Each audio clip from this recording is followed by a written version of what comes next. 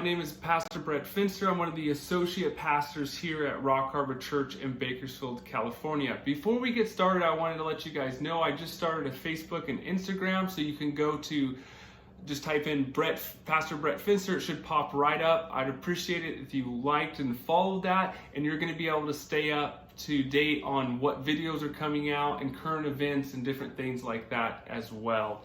So today, though, we're going to be looking at what is success. So when you ask that question, you're probably going to get a lot of different responses, right? You're gonna get different responses from what your teachers say success is, what your parents say success is, what your boss says success is, what the world says success is. But ultimately, do you ever stop and think or ask, what does it mean to be successful as a Christian? How does God see success? What's the definition of success? This is where the Christian gets confused, and he is often torn between his culture and his Christianity.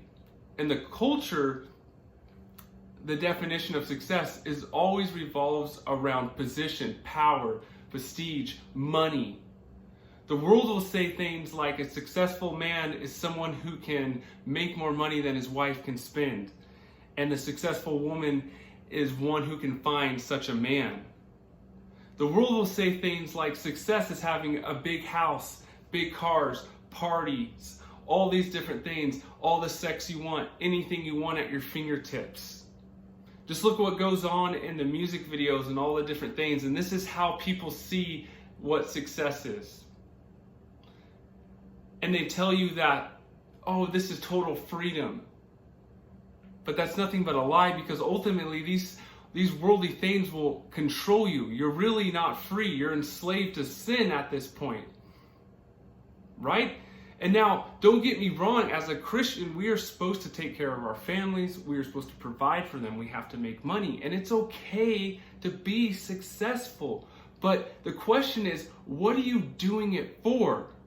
It's okay to have money. The problem is, do you love that money? You can't serve two masters. That's the ultimate thing. So when we talk about freedom, just use an example, is the world will say that, oh, pornography, that's freedom. You can look at whatever you want and do that. No, because what does it do? You get addicted and it controls you. Freedom is to have the power to say no. I don't need that. I'm free. I'm not enslaved to these worldly things. I'm not enslaved to sin. So we need to get a new definition of success in our minds so we can distinguish between the worldly and the Christian understanding. This passage in Matthew 6, if you go and look at Matthew 6, if you're already caught up and remember it, or if you go back and read it, you'll see this makes it clear that Jesus' success is very simple: pleasing God. It's not pleasing man and getting his approval, but pleasing God, right? That's the ultimate thing. You can do a lot of things as well. You can do a bunch of things for reasons other than pleasing and serving God. You can pray, you can give, you can fast, just like the Pharisees did, to get fame and approval. And we see this going on today. You see people make videos of themselves and they're holding the phones up and look at me, look how such a good person I am, as they give money to a homeless person, or they're doing this, and they're doing it for the fame, right? They're doing it for the exposure, for the likes, the views. And you see that going on today. Just like the Pharisees were doing it. They're doing it for fame. Everyone look at me. Everyone look at me. I'm praying. I'm doing this. I'm giving. And ultimately, I want to stop real quick right there and say something. When you're dealing with, let's say, the homeless or the needy or whatever, you see all these churches and the social justice gospel or social justice warriors going out there, and they're giving someone a church goes out and gives a bunch of homeless people a bunch of peanut butter and jelly sandwiches. Okay, that's great and all. You fed his belly, but what happens is then they walk and leave and they never give the gospel out. Okay, great. Like I said, you fed the guy's belly, but what about his soul still at stake? You're not going out and giving the gospel. You have to do that. That's what's so wrong with the whole social justice movement. It's all going out and making yourself feel good. Go work in the soup kitchen, different things. I'm not saying that that's bad. I'm saying, what are you doing with it? Check your motives. Why are you doing it? Are you giving the gospel out? That's the whole point of it. You can also be very successful in achieving goals and becoming famous by your religious values. And we'll talk about that more because we see that a lot. But if you do all this and it's not to serve and obey and please God, if that is not your number one priority, then you're become a successful failure, or a failure in spite of your success, because whatever you do it unto the Lord. So if that's where if you're going to school, if you're at work, or whatever you do, you give your best, you give 100%, you're doing it for God. Whatever God gave you, whatever gifts He gave you, if you're a believer, we all have a gift or gifts. Develop them and use them. We need to be using the talents that the Lord gave us. If you did everything to please man and get their approval under the umbrella of Christianity, then that's nothing more than a form of idolatry, ultimately. If pleasing God and serving Him is not the goal of your activity, then pleasing someone else is. And that someone else could be self, that someone else could be people around you, or whoever it is, okay? But whoever it is, they're in the place of God, and that's idolatry. Popularity does not make you successful. And people throw away good judgment and everything else to do the wrong thing to be popular. That's what the Pharisees thought, though, that popularity was success. This is why they made a big production out of their religious practices. They sounded the trumpet in the synagogues and in the streets, and they called attention to their giving and to get the praise of man. You have to check your motives. What are you doing it for? Are you doing it for God? Are you doing it to serve God and obey Him and please Him? And whatever gifts or talents you have, you're doing it for God, right? Or are you doing it to get praise of man? If you're doing it to get famous by men. Because ultimately, if you can live that I'm doing this just for God, then it doesn't matter what man thinks of you, because you know you're doing what's right. If you're in the will of God, then you're doing what's right. So you don't have to worry about what Bobby over there or Timmy over there says or thinks of you or whatever. You don't have to become popular and do what they think is right. You do what God says is right, and be in His will and please Him. What a way to live like that, to think like that. But we see these going on today, though. We see people pleasing man and even using their religion and everything else to get the fame and everything off of man. If your definition of success is pleasing God, you don't have to go around and blow your trumpet. You can please God by doing what is right in His sight, not man's. Jesus was successful before He even had a public ministry. Remember when He was baptized, God spoke from the heavens saying, "This is my beloved Son with whom I am well pleased." Success is seeking and knowing, loving, and obeying God. That is the biblical definition of success. Seeking, knowing, loving, and obeying God. That's it. Not what this world says, not what this person says, not what that person says. What does the Bible say? What does God say? That's what I want to follow. So let's talk now about the danger of success. The Pharisees were failures just because of their success. They were into goal setting. And they said, we want to achieve the goal of being praised by people for our pity. They wanted the honor and respect of the masses. They knew where they wanted to go. And they had a strategy for getting there. By all standards, except one, they were successful. The one exception was God's standards. By His standards, they were failed miserably. But if you ignore the minority option of Jesus and take a vote among the people, the majority would tell you they were successful. They got just what they wanted. And what can be more successful than a goal-oriented man who achieves their goal? But this is the problem. Here's the problem. People get what they want, and it's never enough.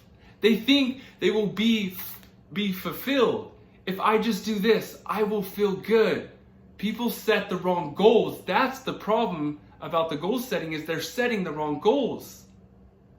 This is why success is so dangerous. It's because it works, right? And this is what happens to so many athletes and stuff too as well. You know, they work their whole life since they were a kid all the way, and they make it to the Super Bowl, the World Series, and they think that's the final goal. That's it. That's going to fulfill me. That's going to make me feel better. And they get there and they're not fulfilled. Because only Jesus can fulfill that hole that they fill, that they're trying to fill with worldly things or whatever it is. And even as a Christian, I in my past, I did this. I kept jumping from job to job years ago, where I would be like, well, if I go here, then everything will be better. If I just make this much, then everything will be fixed. If I just do this, then everything will be good. Then it was, if I just work for myself and I don't have a boss, then everything will be right. Everything will be perfect. But I wasn't turning and looking at God and what He wanted me to do.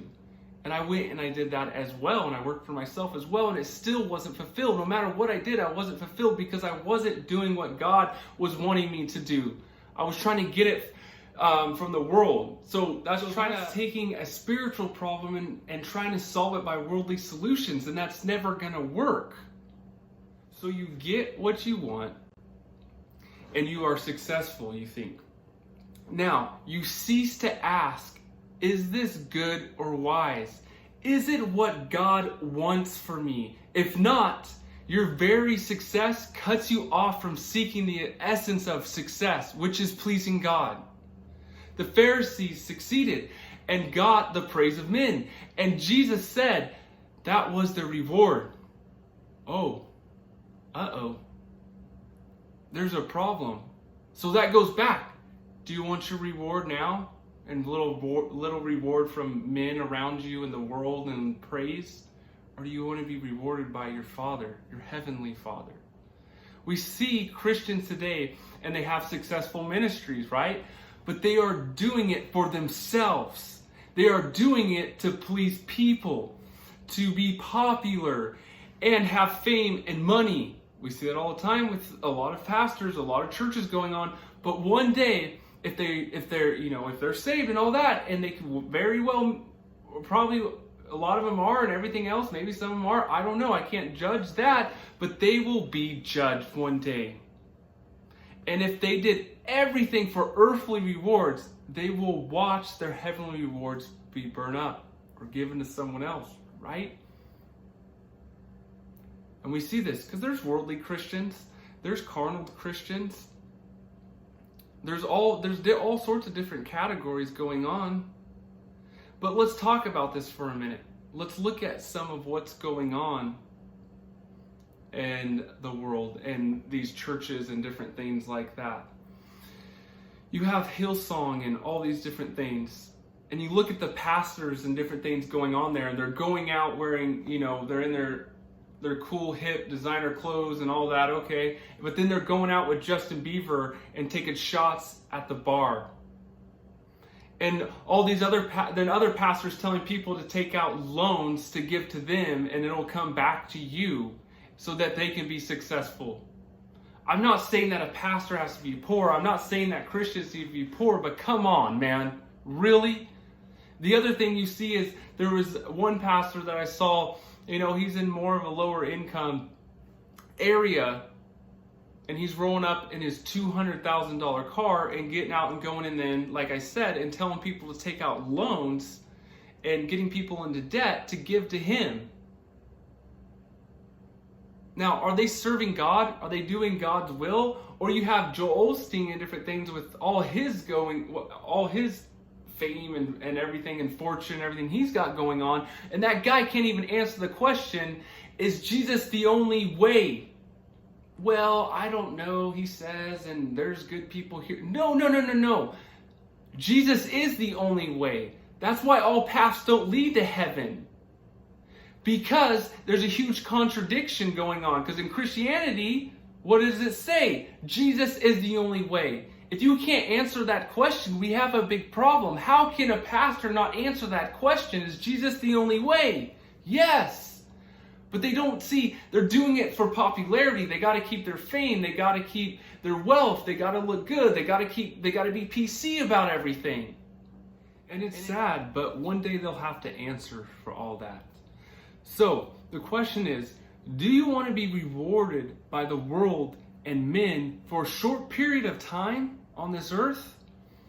Or do you want to be rewarded by God for eternity? Now, I'm not saying that there's that people that are worldly Christians and different stuff all of a sudden aren't Christians, are going to lose their salvation, but they're definitely, if you're saved, you're saved. That's secure.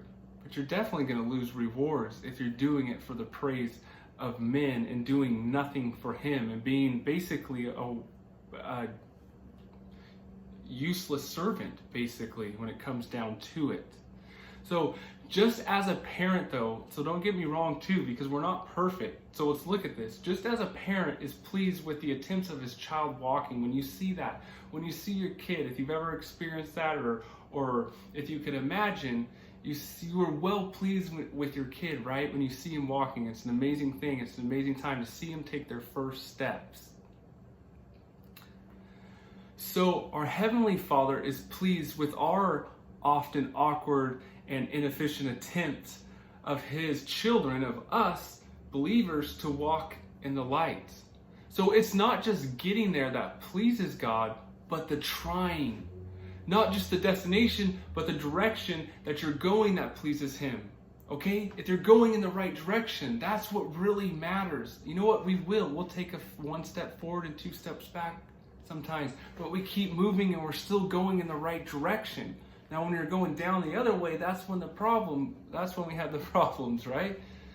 This is not just something to aim for out in the future either, that, oh, well, later on, maybe I'll try that, or I'll try obeying a God or serving Him or whatever. No, that's not it.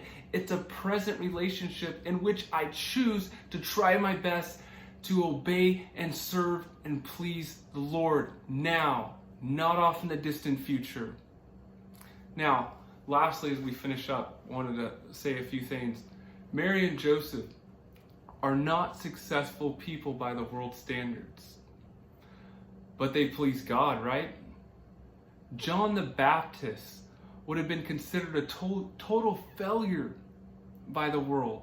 Successful people would consider him a laughing stock. But Jesus said he was one of the greatest men who ever lived.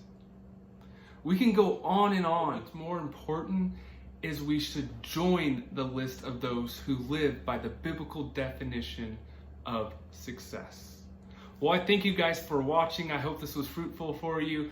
Please come back next week, and I hope you all have a good day, and God bless.